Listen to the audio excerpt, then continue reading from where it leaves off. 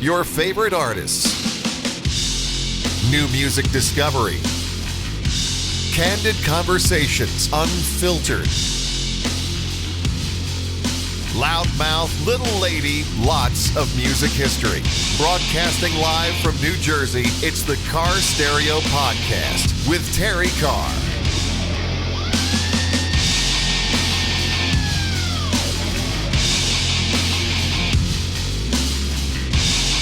He is a legend. He comes from a lineage of legacy, a Grammy Award winner. He's been in some amazing bands, including his own Bonham and The Circle and Black Country Communion and Foreigner and California Breed. And I could go on. And he's always one of my favorite guests because I literally have to do nothing when I have Jason Bonham on because you are so engaged. Yeah. You are so interesting. And there is always something happening. Welcome to the Car Stereo Podcast. It is beautiful to see you. You look amazing for people who are watching the video version of this. You told me that really right now it's kind of, as I'm going to say, this is you time.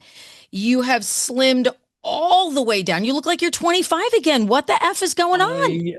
Yeah, I'm basically, for me, it was, there was a few comments. Everyone was genuinely nice to me online. Nobody ever was really horrible. A couple of people will comment like, wow, Jason's put some weight on, over the years. And I'd let myself go to 270 pounds. Well, I saw you not that long ago, though, and I did not see that. I saw you in December. Were you on this journey already? Yeah, I'd already started the journey. All right. I'd done the yo-yo diets before where you could lose some and then you'd gain it back. So cut a long story short, when you saw me, I was on my the way down, getting back into more fighting fit. So, and then once it gets to this period, my wife was like, oh no. I came into the house, I went into the garage, I got a pair of my old motocross pants back on. So I'm like, these are 34. I haven't been to 34 since I was 34. He was like, yeah. So, I love that. She's like, oh no, here we go. So I'm like, I'm going to go riding again. And she goes, well, thank God you kept those two bikes that you got, from 8 years ago. I went, I can't ride those. They're 8 years old. So the next thing I know, I have a very good relationship with Triumph and Ducati. And they recently brought out the first ever edition of a motocross bike. So I thought, and that's an investment more than, that's how I sold it anyway. These are first editions. Never before we had Triumph dirt bikes and Ducati dirt bikes. That's why I have them. And she went, I gotta get these. Well, let's rewind a little bit before we talk about the Jason Bonham Led Zeppelin evening. And I'm really happy because I'm in the New York, New Jersey area. We've got two dates. We've got an Atlantic City date, which is coming up on November 7th. And I've got a Wellmont Theater date. That show is almost sold out. That's no surprise because every time you come and do your thing at Wellmont, show sells out far in advance, and that's November 9th. I'll be at that show. But, you were not groomed as a kid to be a drummer. We saw you in Song Remains the Same in the little cutie little, I still love that so much. But you were a motocross, not lover. You were like a star. This was something that you did as a kid, and you were on these teams and you were like a motocross star. That's what you did. And then all of a sudden the shift came in your life, but that was really your big passion. Yeah. Obviously I could play drums at a very early age. I had a wonderful father who was a teacher. So that part of it just came natural. And it was really Dad that got me into dirt bikes because we were on vacation in the south of France. And we went into this supermarket, and on display was motorcycle, and it was like a little miniature bike. And I remember that it was an Italian bike. It was called Italijet. And I went, Dad, can I get one of those? And he went, we'll see. We'll see what your school report card says. He said that. Yeah. Oh, he was strict. If I had a bad school report card, anything I really loved, he'd like trick me. He'd go, what do you really love to do? Oh, Dad, I really love to do that. Well, you're not going to do it then. And that was it. Because you couldn't say, I'm going to take away a TV. I didn't have one in my bedroom when I was a kid. We weren't allowed TVs in the bedroom.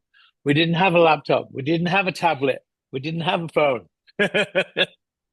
It was a conversation in a book, or you had the telephone downstairs later on when you were a teenager, and then you had the extension cable to pull it all the way upstairs to talk to your girlfriend. Yes, yes. And people are trying to use the phone, and you're like going, give me a minute. And you've been on the phone for hours. Oh my God. I can bond with that. Absolutely. Taking the phone, the big clunky phone, and then it would fall, and your mom would be like, "What's going on there?" And the phone would fall. Don't break the phone. Oh and my Sheila's goodness! Been trying to call you for the last 3 hours. Oh, it was crazy. Oh, that is so funny. So so that was your passion. Dad was about that, and Dad was a thrill seeker, of course, not only in the rock and roll life, but also he loved cars. He was he was a car lover and a racing lover, and sort of and I see that in your son Jagger Henry, who we'll talk about towards the end, but Jagger seems like somebody who's just like, bring it on, baby. I think it's kind of the Bonham spirit. Before we get into the 50th anniversary of Physical Graffiti, which I can't even believe, and Physical, I think such a special record. It's my favorite Zeppelin record. And I remember Zeppelin for me was definitely a me and my dad thing too. And I remember going to the record store for Physical Graffiti and with Dad. So we were both buying it. Like, he was buying it, but I wanted to hear Physical Graffiti, but we couldn't get it. It was one of those records that and Fleetwood Mac's Rumors back in the day when you were a kid were always out of stock, and you kept having to wait for the record store to restock. And of course, with the cover of Physical Graffiti, there were issues there and the restock. So that record is always so special to me. I cannot believe it is the 50th anniversary. And I think it's just because it is a sprinkling of everything that I've loved about Led Zeppelin on one record. And it was the first time that I recall really being moved by a real heavy, darker sound. I remember when I hear The Rover, go back to that time, and I still feel like I never heard anything like The Rover until then, and I've never heard anything like The Rover since then. That song still does something to me that I cannot explain. So 50 years, you're taking this out on the road. But before we start that, when you were a kid, you saw Dad, was it 3 times in your childhood? 3 times you saw Dad live? Yeah. And what do you remember most about those times? Was there something specific in each time? The one, when I was 11, 77 was the first one I really remember. Apparently, I went to see them in England in the early days, and but I don't remember it.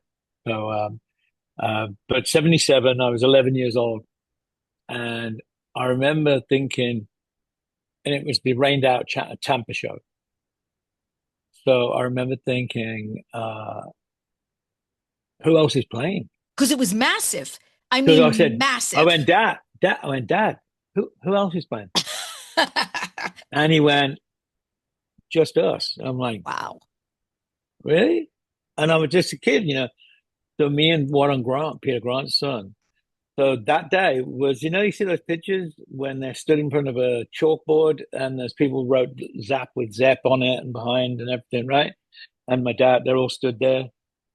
Well, that me and Warren, that was at Tampa. Me and Warren had written all over the chalkboard, and they had a picture in front of it. So I remember watching it, and the audience were throwing frisbees out. So we had this thing of going, throw us another frisbee, and we were collecting them, we were keeping them. We were just going, and then they were going, hey, give it back, and we go, nope. The kid in you. It's so amazing that you have that amazing memory. What a beautiful, incredible memory of it's like such a pure thought and such a pure memory. And also scary because then, they started 3 songs in, the rain came. Yep. The next thing I remember, they called them off. We were in the dressing room. All of a sudden, then security come in and said, we got to go now. Get out. And literally one guy picked up me under his arm. One guy picked up Warren under his arm. And we're running down the hallways, right? Wow. Running to the cars. And I remember I was facing backwards. So I could see like the stadium emptying and like swarms coming towards you. Oh, wow. Of angry people. And then they threw me in the wrong car. I'm in with Jimmy's car. And then they started stamping on the cars and they tipped the police cars upside down and they knocked the guys off the bike. I'm screaming, I'm crying. And Jimmy's going, hey, don't worry, Jason, they're not trying to hurt us. They just want us to play, And it was before the stages weren't built like that then. Wow. So I was like, I only got to see 3 songs then. Then we got on the plane and everybody calmed down and we were all a bit shook up, the kids, because it was scary. And did you realize then, geez, this is this is very different. My dad is very different. Yeah, this is, So then we got to New York and they used to stay at the Plaza. And so there was a great toy store opposite the Plaza. F.O. Schwartz was right across from the Plaza. Legendary, yeah. With the big piano. So my dad says, hey, do you want to go across the toy store? I'm like, can we? And he went, yeah. And there was 2 security guards with us walking when me, my mom and dad. And then there was a guy up front and then a guy behind. And they were off-duty police officers. That's what Zeppelin used to use in the local town, was the off-duty police officers. So it was very smart, very, very cool. And then we went, I'm like, why are these people with us? And then suddenly people start going, hey, Bonzo. And, he's going, hey, I'm with my family. Do you mind, But then he was Jagger's age, not even. Jagger's age, a millionaire, album after album. It's funny because, Physical Graffiti is like record number 6 in 5.5 years. Like at that time, that's what it was. It was all about the churn, and you cannot believe it. And I look back and I go, that was their 6th record. And I'm like, hey, you're counting up the records on your fingers and you're like, that was the 6th record. Holy crap. And it was only 1975. Like how that was nuts. Yeah. I mean, you look at it and you go, the last record they made, Robert and my dad had just got into 30. They recorded it when they were 31. They were babies. I still feel so fueled when I watch that. I guess it's the BBC when they were doing How Many More Times and it's black and white. And, the Danish TV special. Yeah, that Danish is TV just special. It's my favorite clip of anything ever. Robert's wearing the velvet. I know, me too. I just got it too. Robert's wearing the velvet jacket and your dad he's just in a pocket. He's in his own world in that clip, and I can watch it over and over and over. It is the most brilliant thing. But you look at those faces and you're like, these are kids. They're like 19-year-old kids doing this. And it's just such a mind blower. It leaves me speechless. Like, I don't even know where to go from that. Let's shift gears and talk about, why do you think when you bring out, whether it's the Jason Bonham Led Zeppelin experience or the Jason Bonham Led Zeppelin evening, it is so impactful for people. It is always sold out. There are always fans that are from the ages of 80 to 8 in the audience. And it is just a magical, beautiful, amazing night. Do you think it is because you are there and that part of the legacy that you bring to it is very important and authentic and legitimizes it? Well, like, what do you think it is? Because you've said in quotes, I don't have to go out and play my dad's music. People will still discover it. This is kind of my side project. But there's something about the vibe in the room for those shows. Yeah. I mean, for me, I always look at it in this way. I go, if I have something to share with them, the music is shared regardless. But as the way we've grown the product over the last 15 years, the band that was started off as a bit of a fun project, I realized it's not so much about me. It's about and including you, it's our love for Led Zeppelin. And when we get together, there is and I think they see someone that's lost, not only, I always say, I lost my dad, you lost your drummer, you lost your band. And every song has a different meaning, whether it's a wedding song for thank you or whatever, or it means sad.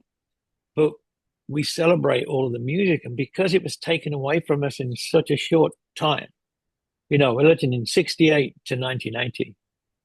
And I say this every time, September 25th, 1968, they started record Led Zeppelin 1. September 25th, 1980 is the day my dad died. Same day. Yeah. I was thinking of that last night, knowing I was going to speak to you. And I said, gosh, it's so close to the anniversary of losing Bonzo that I'm going to be speaking also with. Gaining Zeppelin. Yeah. It's 45 years since that, 55 years since that day they started. So it's absolutely wild to think of it like that. But so I think everyone, if they see us and the way we're doing it now, this was a concept that I came up with to give us a new lease of life, to give us that kick in the back again and go, yeah, let's do something different. Let's play the whole of Physical Graffiti. Oh, so good. Not necessarily in the order of the album, though. Oh, are we going to mix it up a little bit? Oh, I love that. Oh, yeah, because otherwise you guys you can't play Kashmir so early in the show, so we mix it up, we make a show of it. Because everybody knows the sequencing of that record, and everybody knows the sequencing of these Led Zeppelin records. But then people leak the set list, right? Online, you can go and find it. So we might change it. I love it. Tour. We might change it again. I love it. We might throw in something that you don't even never heard. I mean, recently we paid our homage because Dad was so close to Ozzy in the early days. We would start a Whole Lot of Love. We were just going to War Pigs at the beginning of with the sirens, and then suddenly, as it goes, we would go and go into Whole Lot of Love instead. So we were giving our homage to him. And Geezer Butler was at our show, and he couldn't get backstage. They wouldn't let him backstage. No. And he just said, he goes, Jason, and I was like, what were you doing in this play? I said, didn't know you had a house here. It was out in like a snow resort, but he said, you know what? I've had a really tough few weeks. And he goes, that was the best medicine I could ever see. He goes, to see my old buddy's son, honoring him so well. He goes, you have to be the greatest drummer alive today. And I'm like, oh my God. And he goes, and to pay a tribute to us and Ozzy at the end, he goes, I was crying. And he goes, I wanted to hug you, and they wouldn't let me backstage. So it was, I didn't even believe that he was going to be there. I put them on the guest list because I thought, I think somebody's got it mixed up. I don't think he's here. So it was wonderful because that was heavy, for me. I just started to bring up stories. So that the last run, we were telling stories about Ozzy and being over at the house and having fun. And my dad was Tony Iommi's best man and the wedding and the whole thing. So amazing. Oh, my heart just like when you tell that story, my heart like just started beating a little bit faster because it's just an amazing story. Before I let you go, because I know you've got a bunch of interviews to do today. Kevin's constantly texting me going, are you ready for your next one? Are you ready for your next one? I will have you ready. Before we go though, I want to just talk briefly about Jagger Henry, your son, who's got a great musical career. He's a rock star in his own right. And when I was watching Becoming Led Zeppelin, and they had the great voice of your dad and the face of Dad, in those really rare interview clips, I looked at his face and I thought, that's Jagger's face. That's like they have, I never realized it because Dad had the beard, but that beautiful, chiseled, amazing, handsome face, they look so similar. Honestly, everyone says that. They do. Crazy. And so he, and also now he's now transformed. And now whenever you go and look up Jagger Henry, where he formerly was, it's a band and it's hollow packed. That's the new area he wants to go. The sound has changed so much. He wanted to disassociate with the Jagger Henry vibe where he was finding himself, because now we're a band, and it's hollow packed, which basically is what he felt the time he spent in Beverly Hills and Los Angeles and California. He goes, empty promises. And he's an artist. Yeah, he's an artist. He wants to be his own artist, his own person.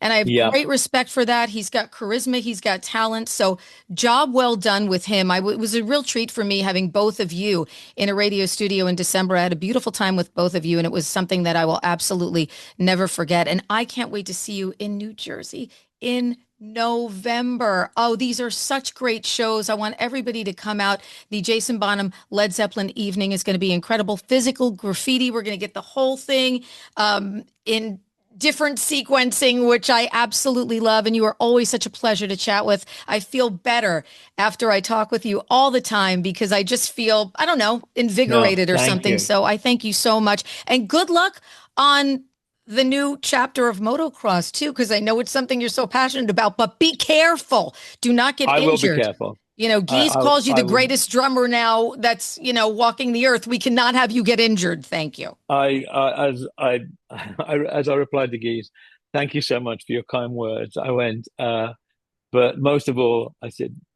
just the fact that everyone comes to see us and supports us and does this, and we have this journey together with the music, I feel this has gone so well, then I'm open to suggestions from the friends. Which 2 albums would they like to hear next year together? Pick 2 albums and we will perform them. I get enough people to go into the Instagram, go up to us and say, which 2 albums would you want to come and see in their entirety in the same night? For those of you thinking of coming to the shows, no matter where you are, you can go to jasonbonham.net for info. Get your tickets because these shows sell out. There are not straggler tickets hanging around. And we will not be doing Physical Graffiti ever again. Ooh. This is it. This is the end of this year. We will not be doing repeating the Physical Graffiti. So it's the last time to see it in its entirety. Jason, thank you so much. It's always great to see you, my love. Be well. Be careful. Don't forget to like this podcast and subscribe to the Car Stereo page on Spotify, Apple, YouTube, or wherever you get your podcasts. I'm Rob Moorhead. TC and I will see you next time.